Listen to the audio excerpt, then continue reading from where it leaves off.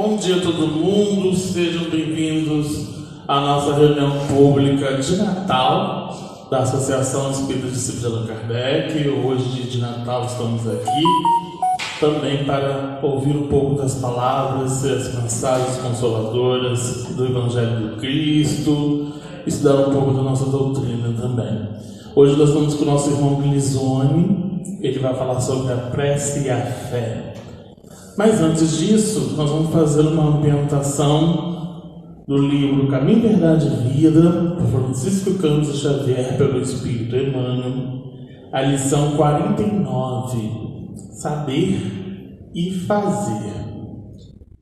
Está no Evangelho de João, capítulo 13, versículo 17, que diz assim: Se sabeis essas coisas, bem-aventurados sois se as fizerdes. E aí nós vamos aos comentários de Emmanuel sobre essa passagem. Entre saber e fazer existe singular diferença. Quase todos sabem, poucos fazem. Todas as seitas religiosas, de modo geral, somente ensinam o que constitui o bem. Todas possuem serventuários, crentes e propagandistas, mas os apóstolos de cada uma escasseiam-se cada vez mais. Há sempre vozes habilitadas a indicar os caminhos. É a palavra dos que sabem. Raras criaturas penetram valorosamente a vereda, muitas vezes em silêncio, abandonadas e incompreendidas. É o esforço supremo dos que fazem. Jesus compreendeu a indecisão dos filhos da terra e, transmitindo-lhe as palavras da verdade e da vida, fez a exemplificação máxima por meio de sacrifícios culminantes. A existência de uma teoria elevada envolve a necessidade de experiência e trabalho. Se a ação edificante fosse desnecessária, a mais humilde tese do bem deixaria de existir por inútil. João assinalou a lição do Mestre com sabedoria. Demonstra o versículo que somente os que concretizam os ensinamentos do Senhor podem ser bem-aventurados. Aí reside no campo do serviço cristão a diferença entre a cultura e a prática, entre o saber e o fazer. Interessante a consideração de Emmanuel no que diz justamente a questão da teoria e prática, né? Ele até coloca aqui da nossa responsabilidade diante ter o arsenal de conhecimentos, ter o compromisso com essa mensagem consoladora, mas o que edifica, o que vai me aproximar desses conhecimentos é o veículo da prática, é na experiência do fazer, né? É fazendo que se aprende. Não adianta nada a gente saber de cor ou então saber todas as mensagens, mas se isso não me agrega, se isso ela não me aproxima. E ele coloca bem isso, né? Ele fala que a existência de uma teoria envolve necessidade de experiência e trabalho, ou seja, não adianta fugir do trabalho, né? É o trabalho que faz justamente modificar o nosso comportamento em si, né? E aqui ele coloca justamente na questão dos bem-aventurados, bem-aventuranças. Nós já falamos várias vezes que bem-aventurança significa justamente ter uma receita, um compromisso para a felicidade, né? Ser feliz. Bem-aventurado é ser feliz. Se eu quero ser feliz, né, eu tenho que buscar essa felicidade. E essa busca vem aonde? No nosso trabalho íntimo. A consciência íntima, edificar esses ensinamentos que Jesus trouxe para nós, revelou para nós. Não é um conhecimento distante de nós, é acessível, nós temos acesso a esses ensinamentos, mas que esse ensinamento traga para a gente um significado novo, um momento para que a gente possa praticar esses ensinamentos.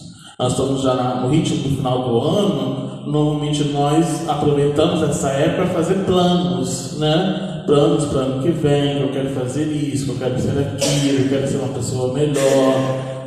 Mas para esse plano ser concretizado, a gente precisa trabalhar para isso, né? Precisamos trabalhar para ser uma pessoa melhor, para conseguir atingir o que a gente tanto deseja. Precisamos justamente fazer, né? Então aqui ele coloca bem nessa passagem isso, né? A saber a importância da gente conhecer, ter o acesso a esse evangelho, mas principalmente colocar eles em prática, né? Teoria e prática.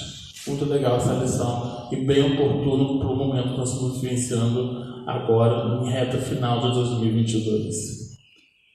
Vamos levar nossos pensamentos então, agradecer a Deus nosso Pai, ao amigo mestre de Jesus, pela oportunidade bendita de estarmos nessa casa de caminho, no dia de Natal, refletindo um pouco mais dessas mensagens, aproximando a mensagem consoladora em nossos corações, para levarmos em prática na ação comum, envolvendo os nossos familiares, envolvendo a sociedade, mas principalmente envolvendo o nosso íntimo. Ampare os irmãos, aos frequentadores, colaboradores, voluntários dessa instituição querida. Ampare o nosso orador, junto com a sua equipe espiritual que já vem planejando, trazendo a proposta consoladora para nós, no seu estudo que vai desenvolver durante o dia.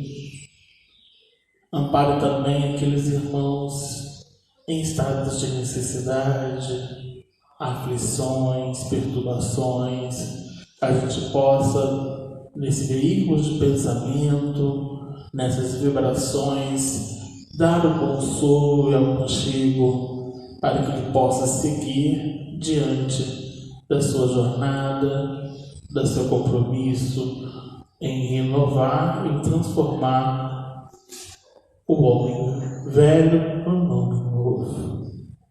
Que o Senhor possa nos abençoar hoje e sempre. Que assim seja.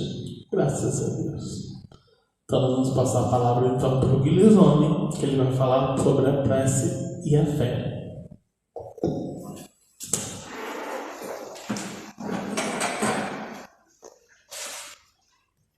Bem, então, irmãos, né, irmãs, bom dia a todos também, né? Jesus ampare os nossos propósitos de nos reunir aqui, né, para o estudo doutrinário da manhã. Parabenizar o nosso irmão, né, pelos seus estudos, a mensagem preparatória, né? E o nosso tema, portanto, é sobre a prece e a fé. Capítulo 19 do Evangelho segundo o Espiritismo. Allan Kardec insere para nós os estudos sobre a fé. Que a fé transporta montanhas. E ali ele fala sobre as questões da modificação do fluido cósmico universal pela nossa fé. Que a fé, ela precisa ser raciocinada. Não pode ser uma fé fanática, que ela precisa de enfrentar a razão frente a frente em qualquer época da humanidade. Essa é a verdadeira fé que Allan Kardec traz para nós. É um estado nosso de confiança plena em Deus. Termos fé é estarmos em plena confiança com Deus nosso Pai, acreditarmos em Deus nosso Pai. Depois ele comenta para nós acerca, no capítulo 27, Pedi e obtereis, sobre as questões ligadas à prece. Nos fala Allan Kardec que toda prece ela é ouvida, toda prece. e que não tem prece sem fé e nem fé sem prece. Elas estão associadas. Não tem prece sem fé e nem fé sem prece. Estão ambas associadas e que a prece, portanto, é essa comunicação nossa com Deus, nosso Pai. Nós nos comunicamos com Deus através da prece. E Mateus, no seu Evangelho, nos fala que Jesus subiu ao monte, lá na cidade de Cafarnaum, na Galiléia, nas margens do lago de Genezaré, com os apóstolos. Subiu ao monte e trouxe para nós as questões ligadas às bem-aventuranças desse monte. Bem-aventurados os pobres, porque vosso é o reino de Deus. Bem-aventurado vós que agora chorais, porque é vez de rir. Bem-aventurado vós que tendes fome, porque sereis fartos. Bem-aventurados os aflitos, porque serão consolados. Estende assim as bem-aventuranças do Sermão do Monte para nós todos. Assim, a mais bela poesia que se tem notícia acerca dessas bem-aventuranças, no incentivo a todos nós, para que assim nós consigamos ser felizes. E Jesus, após então a multiplicação de pães e peixes, ele, a pedido de Simão Pedro, é que vai ensinar a prece que nós conhecemos hoje. Simão perguntou: mestre, nós não sabemos orar, ensina-nos a orar. Foi aí que Jesus ensinou o Pai Nosso que nós conhecemos, a única prece que ele nos ensinou, né? Foi essa, o Pai Nosso. A gente quer lembrar que no início do século passado, em 1905, Einstein lançaria a sua teoria revolucionária na física, que é a teoria da relatividade. Ele, com essa teoria, ele balançou as estruturas da física. Diz que subiu sobre o ombro de gigantes para chegar a essas conclusões que ele chegou. Reestruturou a física, mas que subiu sobre ombros de gigantes como Galileu, como Isaac Newton, entre outros. Ao mesmo tempo, e antes um pouco do final do século passado, alguns estudiosos ligados à parte do átomo já começaram a apresentar teorias assim que iriam ajudar Albert Einstein, como, por exemplo, Rutherford, Niels Bohr, Max Planck, Sommerfeld, de Broglie, entre outros, todos prêmios Nobel de Física. Todos diziam com relação à luz que a luz se propagava sob forma de uma onda. Só Einstein defendia a propagação da luz sob forma granular, sob forma fotônica. Um fóton é um grão de energia, é um grão de luz. Desenvolveu a sua teoria dessa maneira em relação à luz. Foi chamado um físico alemão com uma equipe também extraordinária de pesquisadores, foi o Heisenberg. Heisenberg estudou, portanto, as questões relativas à luz e chegou à conclusão que ambas as teorias estavam corretas. E tanto a luz se propagava sob forma ondulatória, tanto quanto sob forma fotônica. André Luiz traz para nós aqui no livro Ação e Reação, Chico Xavier, que tudo que vale para a luz, vale para o nosso pensamento.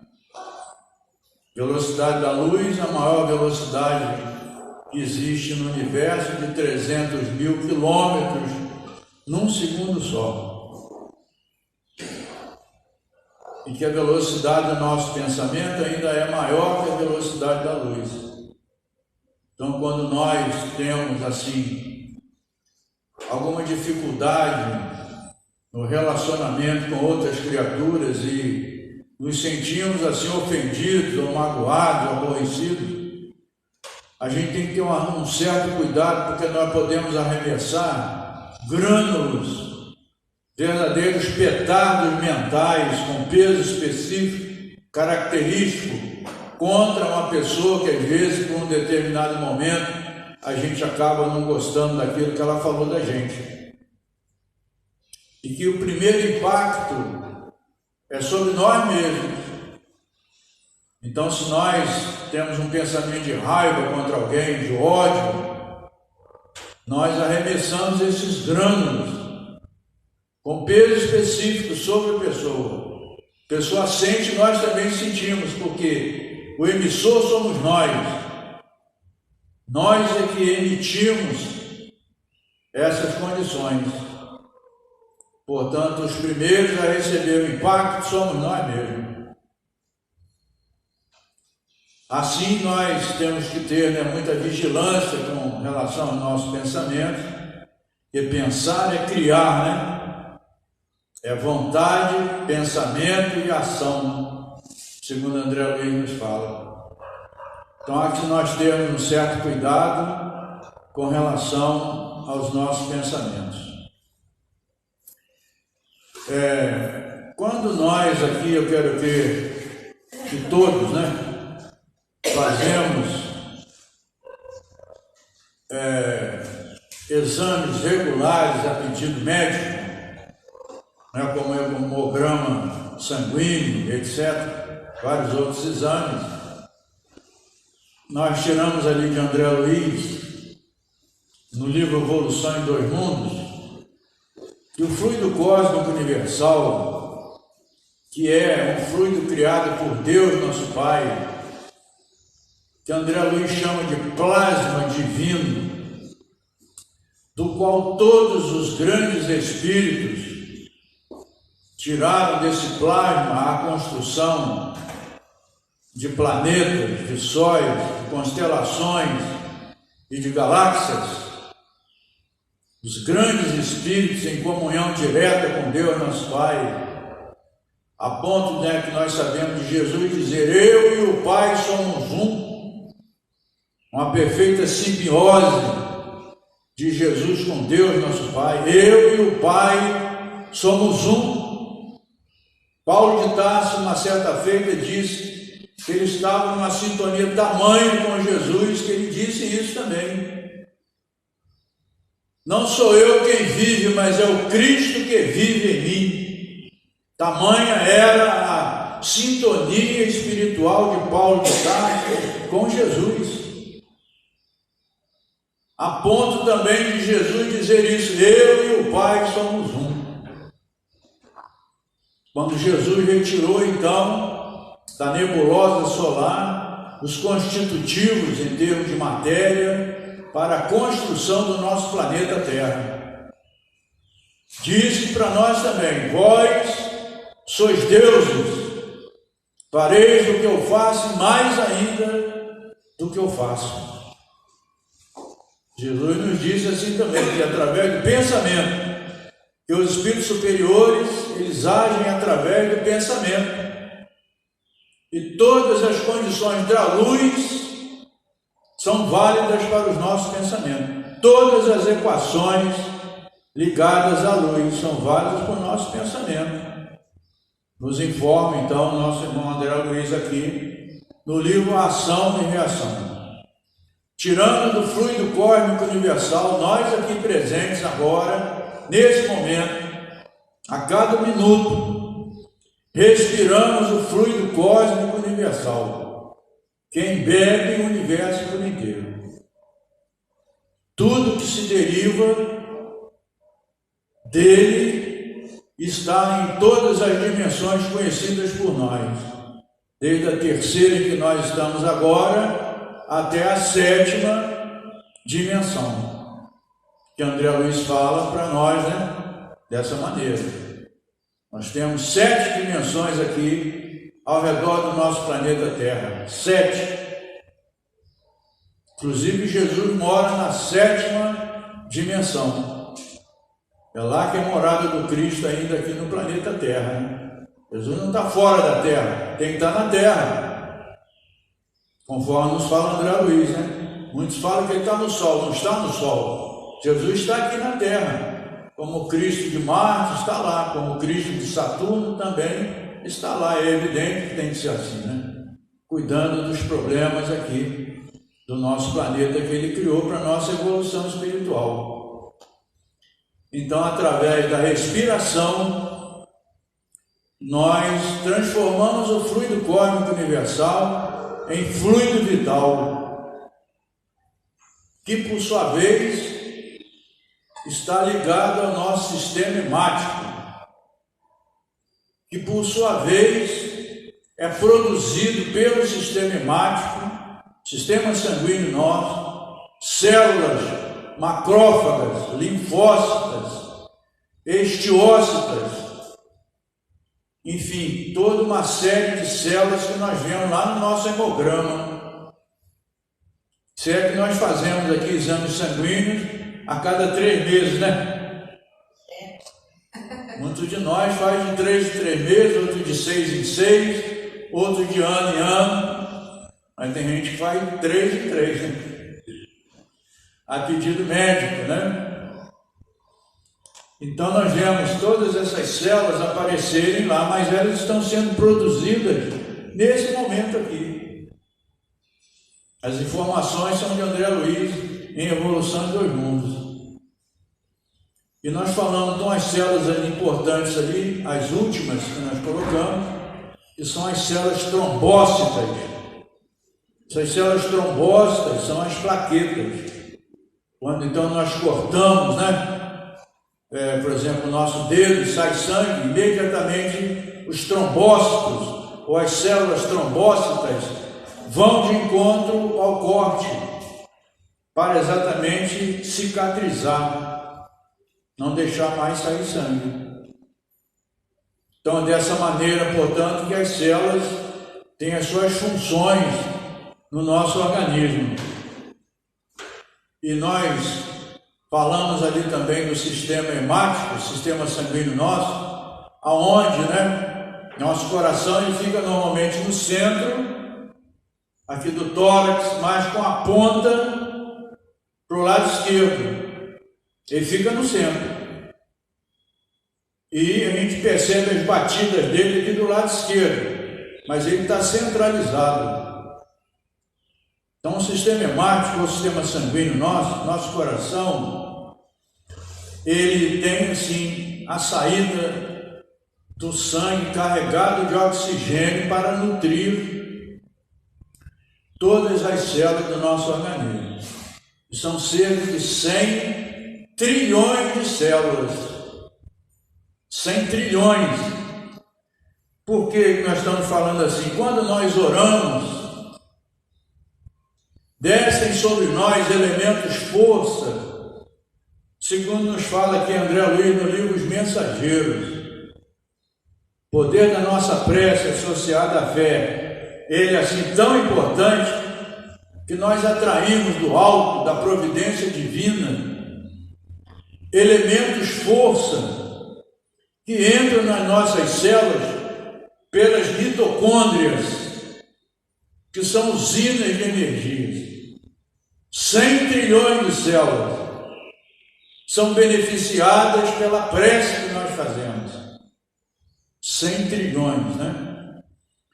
E a hemácia, que é a célula do sangue, a única célula que não tem núcleo, ela tem um local chamado hemoglobina, aonde o oxigênio, ela transporta esse O2, esse oxigênio, para nutrir 100 trilhões de células.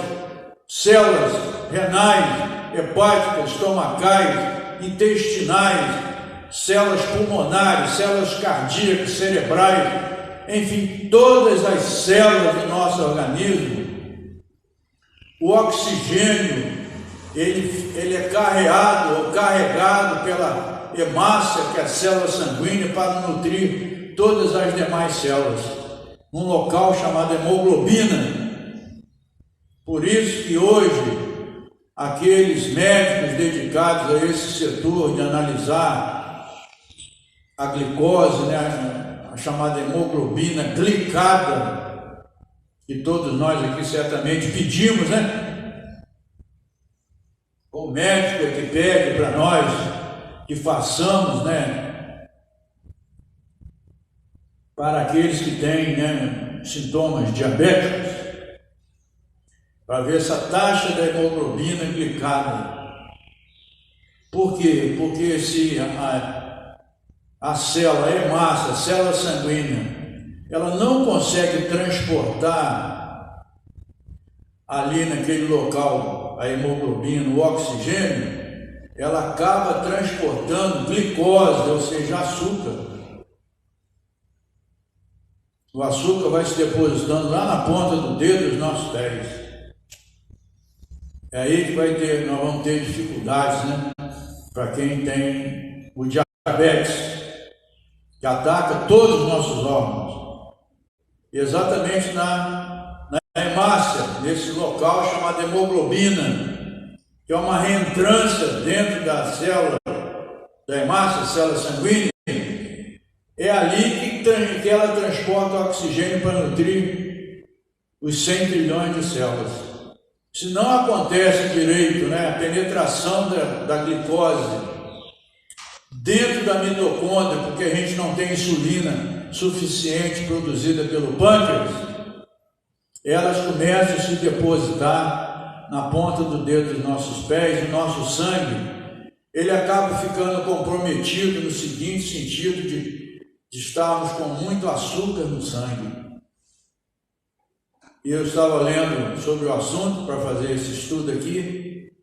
Cada 8 segundos no mundo, uma pessoa com diabetes perde um membro. Cada 8 segundos, olha só, muito rápido. Alguém corta dedo, alguém corta pé, às vezes alguém corta a perna, fica cego ou fica impotente, enfim, devido ao excesso da glicose ou açúcar no nosso sangue.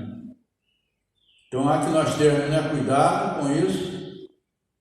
Podemos conviver a vida inteira com diabetes? Podemos. A vida inteira, né?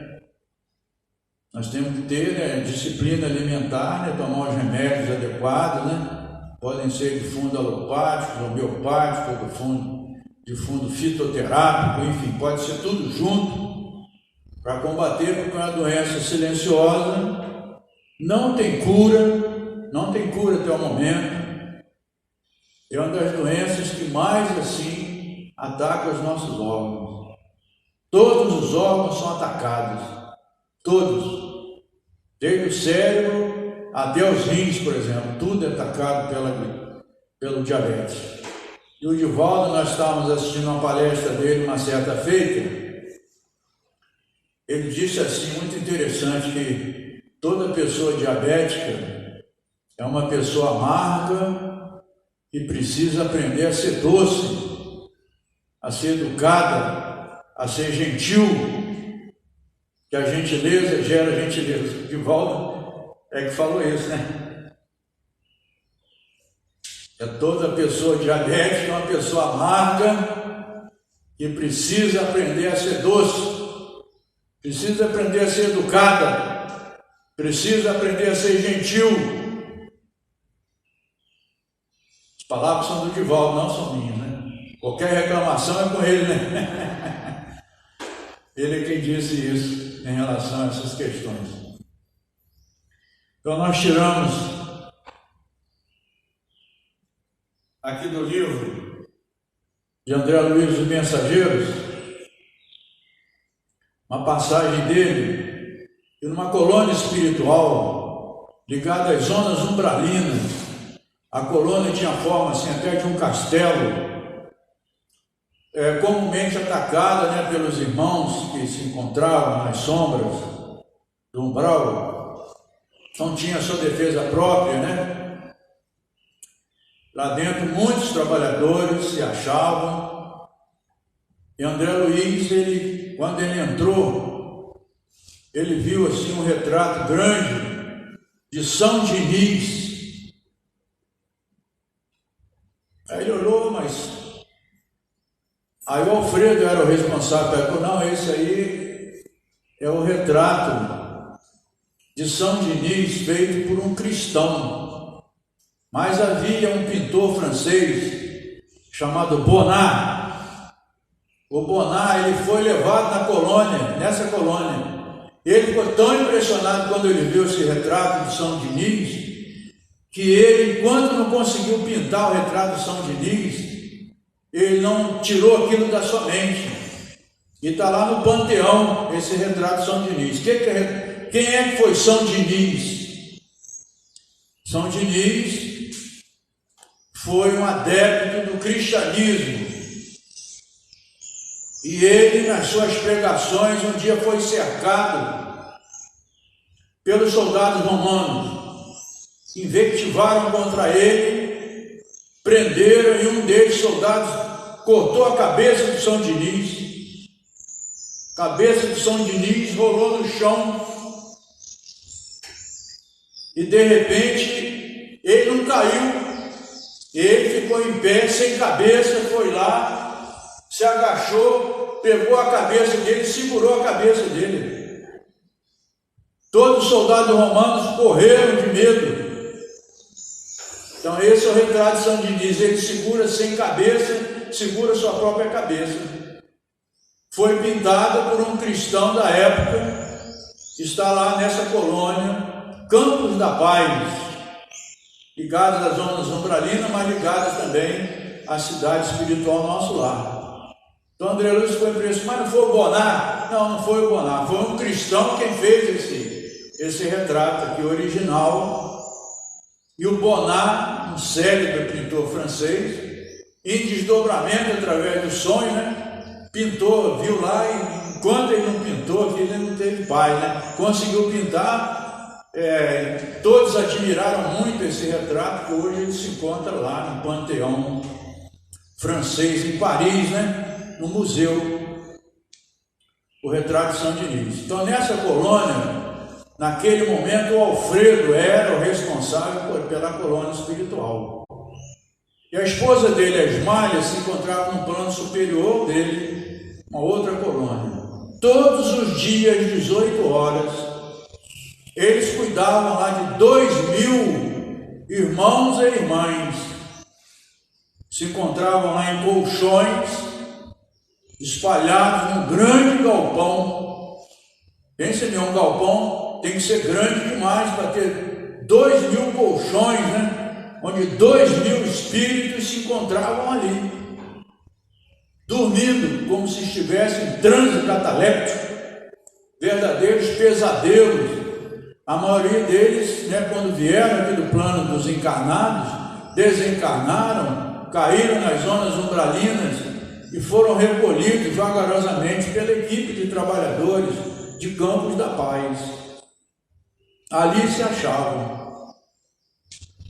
E nesse dia que André Luiz foi lá, com o Vicente, foi lá também, com a Aniceto, eles participaram das preces às 18 horas, daqueles 2.000 irmãos e irmãs em verdadeiros transes catalépticos, 400 deles já conseguiam receber a água fluidificada, já conseguiam receber remédios como os nossos aqui, já conseguiam receber o passe de sopro. André Luiz aqui, nesse livro que ele comenta as funções benéficas do passe de sopro, colocando o passe de sopro como a melhor terapia de passes que existe, a terapia do passe de sopro, que ele pode ser frio e pode ser quente. Frio, quando nós fazemos uma dispersão, tirando direto do pulmão e assopramos na pessoa, ele dispersa fluidos condensados. Falado por André Luiz mesmo, que às vezes incorporações, um espírito incorpora, um médium incorpora um espírito, ou o espírito incorpora no médium. Se nós aplicarmos aqui, é exatamente no centro frontal, no chakra frontal, passos de sopro frio repetidos, o espírito se desliga, que vai atingir diretamente a região cerebral de ligação. Olha só, aplicarmos passos de sopro frio entre os olhos, no chakra frontal, desliga o espírito obsessor mesmo momentaneamente, né? Desliga. E o passe de sopro quente é aquele que ajuda na cura. Ele tira lá do estômago da gente e sai quente. Ele é mais demorado que o passe de sopro frio, que assim ele expele fluidos condensados. O de quente, o passe de sopro quente é curativo. Desses 400, portanto, já recebiam essas condições. Recebiam passe de sopro, recebiam medicamentos, recebiam, inclusive, a água fluidificada. Todos os dias, às 18 horas, reunia toda a equipe de trabalhadores ligados, então, à terapia da prece. Olha só, a terapia da prece. Nesse dia, Ismália estava lá.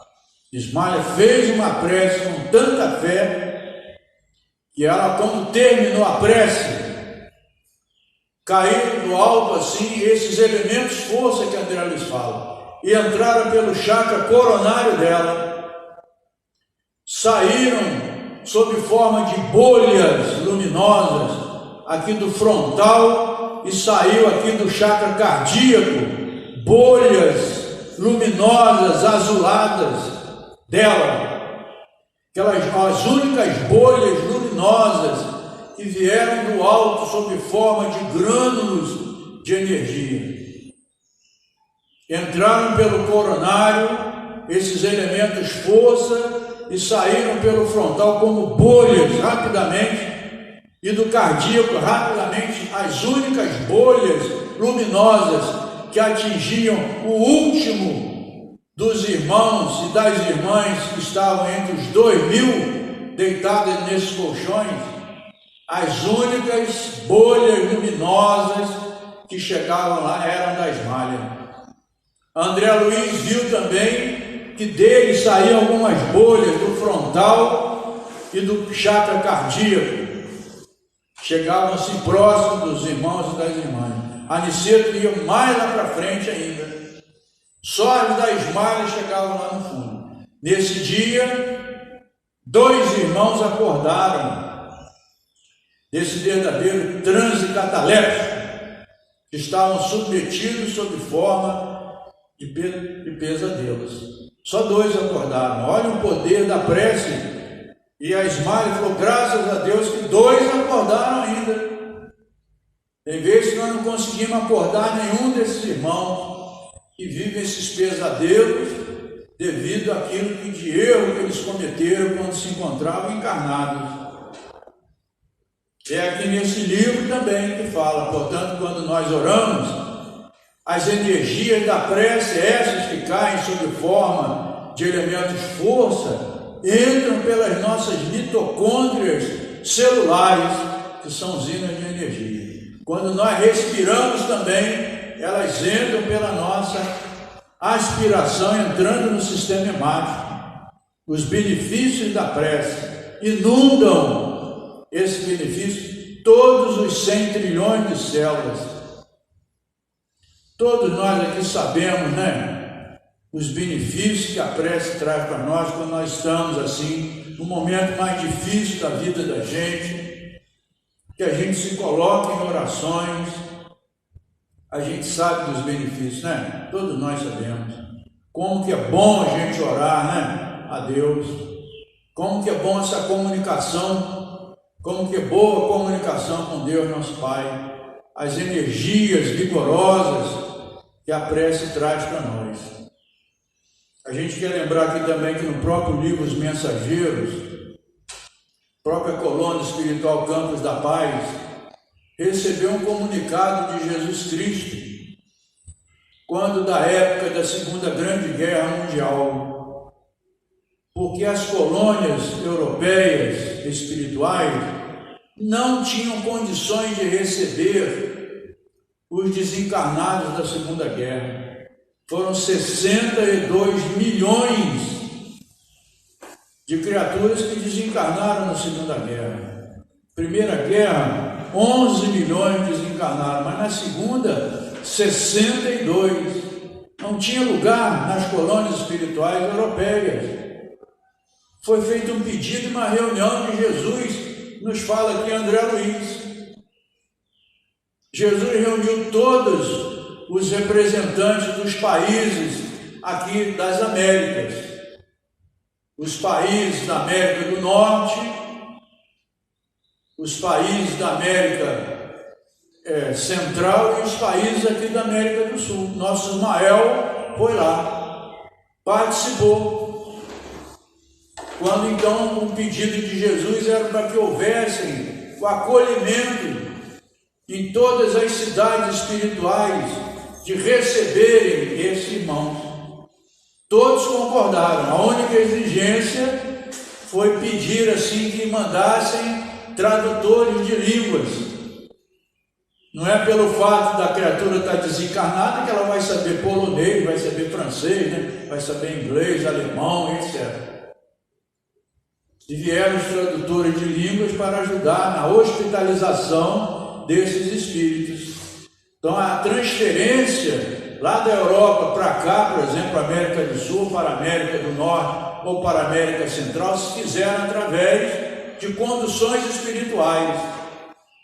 Então André Luiz fala aqui que ele foi junto com o Alfredo, uma equipe de espíritos de colônias para a Inglaterra, para chegarem lá, receberem esses irmãos.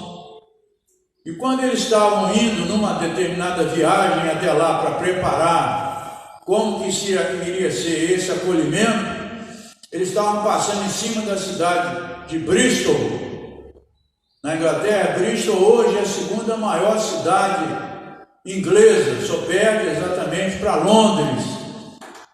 Eles estavam passando, tudo apagado, era meia-noite, quando de repente eles viram um foco de luz subir. Naquela escuridão, uma luz, um tronco de cilindro, subiu com uma velocidade extraordinária. Eles acharam assim impressionante aquilo, resolveram descer para a nave espiritual para saber de onde é que era emitida aquela luz. Quando eles desceram, chegaram, era um templo protestante, lá em Bristol. Estavam orando meia-noite, pedindo a Deus que as bombas alemães V2 não caíssem sobre a igreja deles.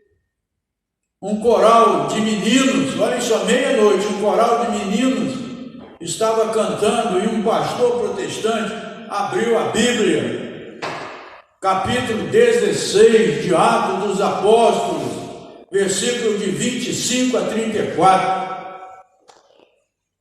André Luiz Nucida, eu fui lá para consultar o que estava escrito em Atos dos Apóstolos, nesse capítulo 16, versículos 25 a 34. Então me deparei lá com uma passagem de Paulo. Paulo estava indo pregar na Macedônia, E antes dele chegar na Macedônia, ele passou por uma cidadezinha chamada Filipos. Foi ele e Silas somente. Paulo, sabemos, fez 4 grandes viagens na fundação das igrejas cristãs, né? Muitas ele voltou somente para observar como se encontravam essas cidades, essas igrejas fundadas por ele. Então Paulo chegou na cidadezinha de Filipos, por isso é carta aos Filipenses, porque era uma cidade chamada Filipos. E ali, quando ele chegou, ele começou a pregar em nome de Jesus, em nome de Deus. De repente apareceu lá um paralítico, ouvindo as pregações dele, de falar de um reino de Deus, de falar das curas extraordinárias que Jesus Cristo fez. O paralítico olhou para o Paulo, Paulo olhou para o paralítico e disse assim para ele: em nome de Jesus, meu irmão, levanta-te e anda. O paralítico começou a tremer.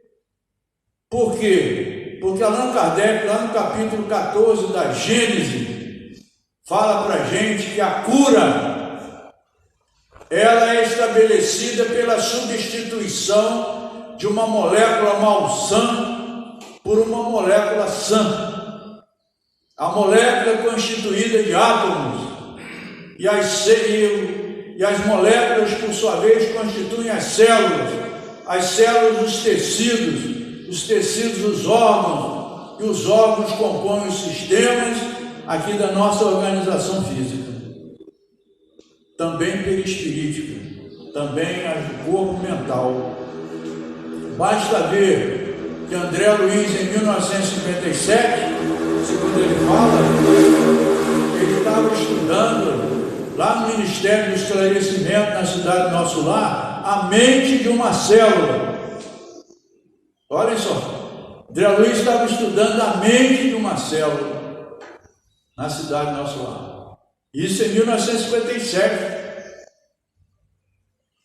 Então, ele tremeu, o paralítico, foi ajudado ali, de repente ele levantou e começou a andar. Todos ficaram admirados. Apareceu uma jovem que estava mediunizada por um espírito. O espírito chegou: vocês dois são missionários de Deus. Falou assim para ele, para Paulo e para Silas, e se retirou. Paulo disse para todos: amanhã, na mesma hora, nós estaremos aqui, eu e o Silas. Dia seguinte, lá se encontrava Paulo e Silas, na mesma praça, aonde ele conseguiu curar esse paralítico, cheio de doentes, pareceram doentes de todo matiz. E ali Paulo, então, fez inúmeras curas em nome de Deus. Inúmeras. Falou do reino de Deus, falou de Jesus. Apareceu de novo essa irmã mediunizada. O mesmo Espírito disse: vocês são missionários de Deus. Aí Paulo chegou e falou: meu irmão, a partir de hoje você não fala mais através dessa jovem. Que eu, tanto quanto o nosso irmão Silas, nós carregamos um espinho na nossa carne. Foi aí que ele falou isso. Nós trazemos um espinho na nossa carne. Não somos a pessoa santificada que você acha que nós somos. Não somos, não. Trago ainda comigo um espinho na minha carne. E a partir de hoje você não fala mais através dessa jovem. Quando a jovem, então, apareceu diante de 3 irmãos que utilizavam a mediunidade dela, assim, para ganhar dinheiro. Ganhavam dinheiro através da mediunidade dela. A partir daquele momento, o Espírito não mais conseguiu falar através dela.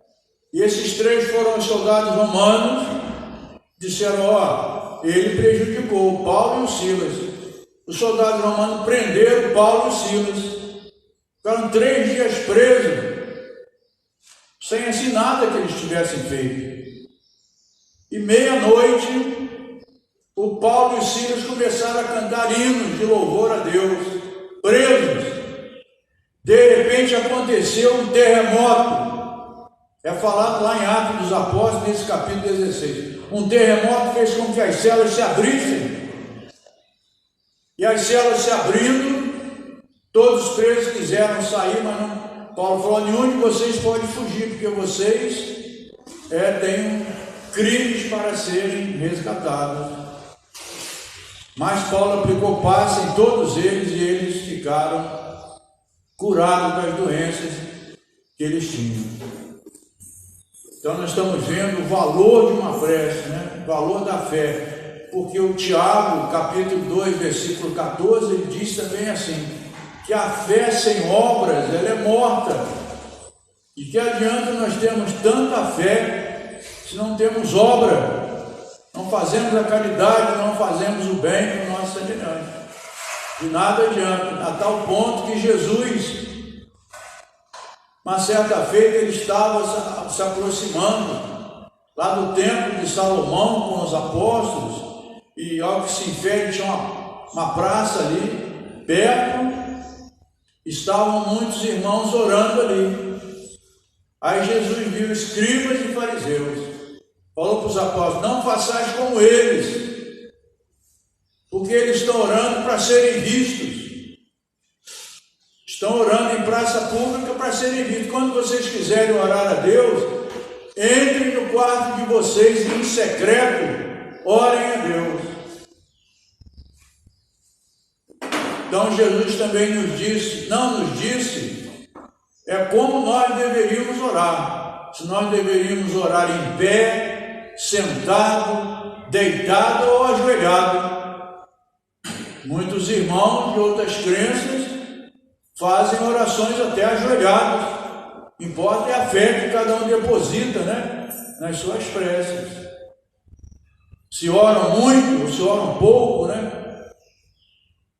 A ponto de André Luiz também falar que nós aqui espíritas, nós oramos muito pouco. Quem é que ora mais de uma vez aqui? Alguém ora mais de uma vez por dia? Muito bem, quem ora mais de uma vez, parabéns. Tem gente que só ora à noite, né, quando vai deitar. Que nós espíritas, André Luiz é que fala isso, nós espíritas oramos muito pouco. Preciso que oremos mais, né? Durante de manhã a gente ora, agradece pela noite que tivemos, acordar no corpo físico, uma bênção para nós, né? Tal quando nós fomos orar ao deitar, né? Orarmos a Deus, pedindo assim forças e trabalho, bons trabalhos no plano espiritual, né?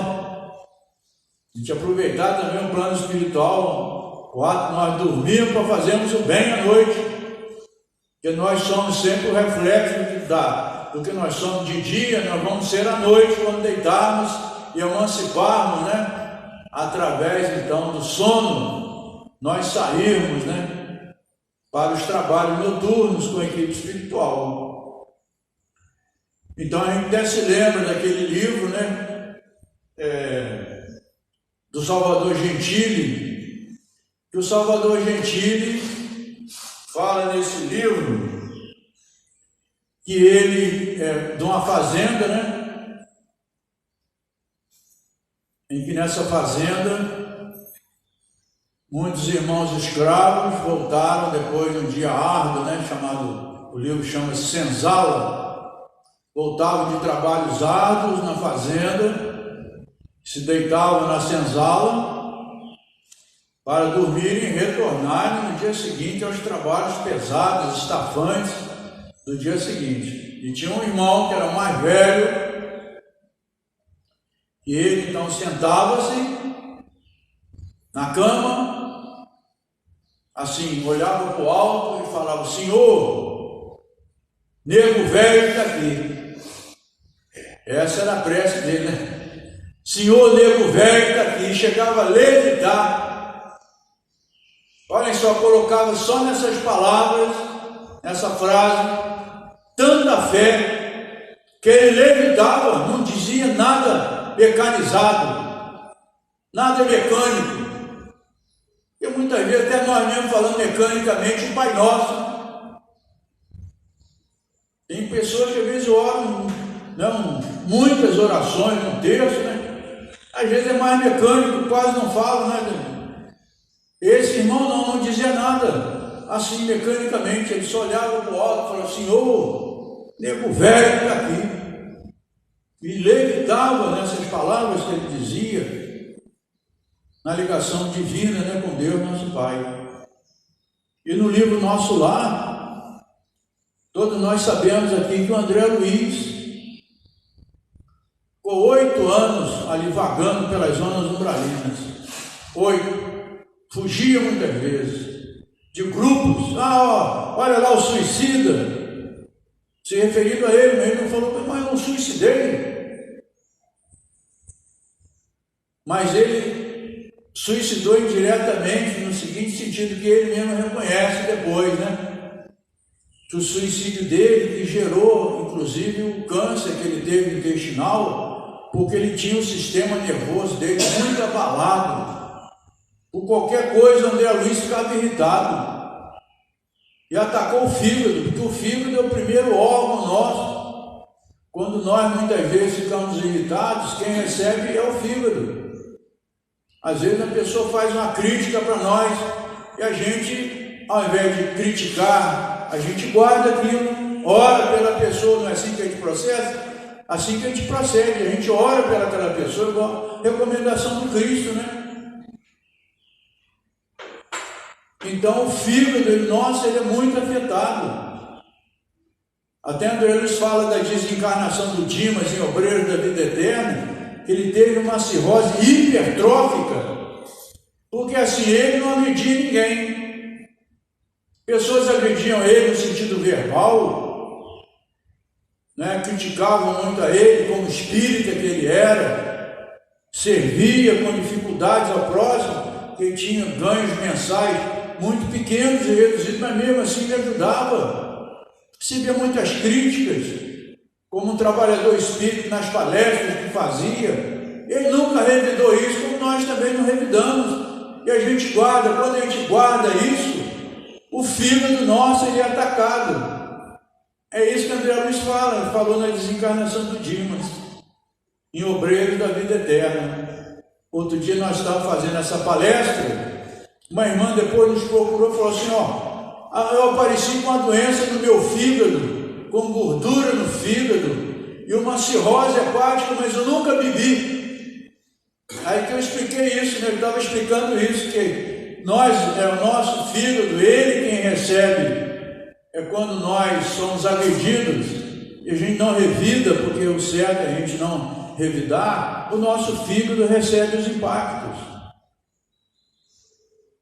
Então André Luiz, ele então depois de 8 anos sofrendo ali, bebendo daquela água cheia de lama que escorria lá no meio do solo umbralino, se alimentar daquelas gramíneas que ele via lá, com tanta fome e sede que ele possuía ainda. Depois de 8 anos ainda tinha essas necessidades todas como espírito. Não é fácil, né? A gente se libertar dessa alimentação nossa. Mas em dias como hoje, né? Ontem e hoje, né? Então, ele depois de tanto sofrer, começou a chorar, ele fala que ele tem que ter um Deus, né? Ele falou que ele mesmo às vezes ia na missa lá, mas não tinha sintonia nenhuma, ia por uma questão de hábito. Nem acreditava direito em Deus, ele mesmo fala. Aí foi depois de sofrer muito assim, de ficar desgostoso, entristecido, ele se ajoelhou lá no meio daquela lama, postou as mãos assim, de acordo com a crença católica, lembrou da mãe dele que ensinava ele a orar quando criança: meu filho, toda noite vamos orar a Deus. E a mãe dele pedia que ele se ajoelhasse, ela também se ajoelhava. Ambos olhavam para o alto e faziam a oração que Jesus deixou, que era o Pai Nosso. Todos os dias, à noite, a mãe dele ensinou ele. Ele pensou: tem que ter um Deus, tem que ter um Criador. Se ajoelhou no meio daquela lama, postou as mãos também para o alto.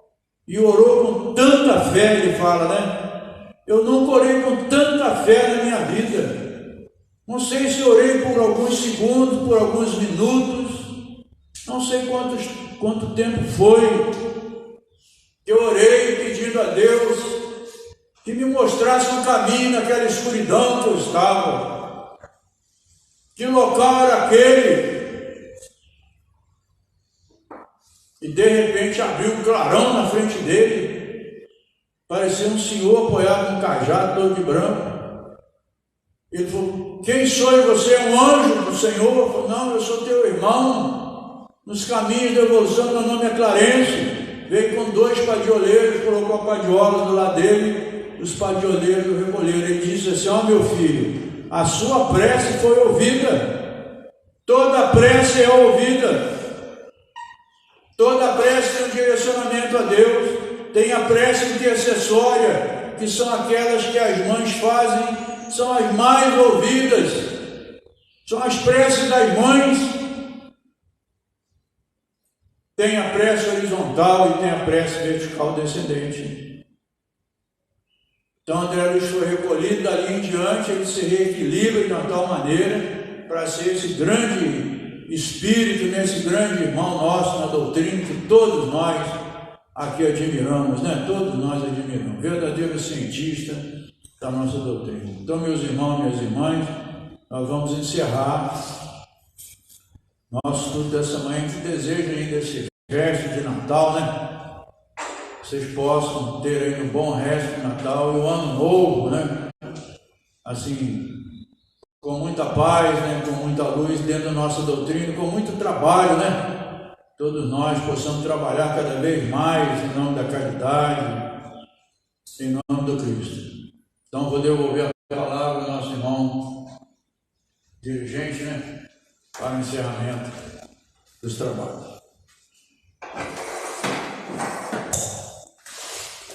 Agradecemos ao Grisoni também pelo estudo da manhã de hoje, também desejar um bom Natal para ele e para toda a família. Ele que já está de contrato assinado de novo pela EDAP, já mandou para a gente as datas, já está tudo anotadinho já com a gente, ano que vem está com a gente desenvolvendo esse estudo, né? Aproveitando também, então, para desejar também um bom Natal, um bom restinho de Natal para todo mundo que também está nos assistindo e quem está aqui presente. E as últimas palestras de 2022, né, vão ser com oradores da casa.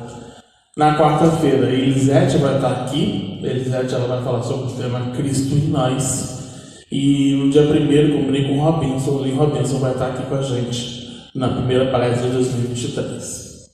Então, todo mundo aí agendado, podem vir, nós estamos funcionando normal, as reuniões públicas estão abertas para casa e também todas elas transmitidas pelo Facebook, e aí no dia seguinte a gente já coloca, já sobe para o YouTube. Então vamos levar nossos pensamentos, agradecer ao amigo mestre Jesus pela oportunidade bendita de nos ter dado toda a essência desse teu Evangelho em nossos corações, para que a gente possa despertar no íntimo a construção desse homem novo, retirando as mazelas do homem velho. Ampare, Senhor, a todos aqueles espíritos que passam por tribulações e desafios, que a gente possa, nessa comunhão de pensamentos, auxiliar a todos esses espíritos que estão nessa fase de perturbação, mas que sabemos que é uma transição.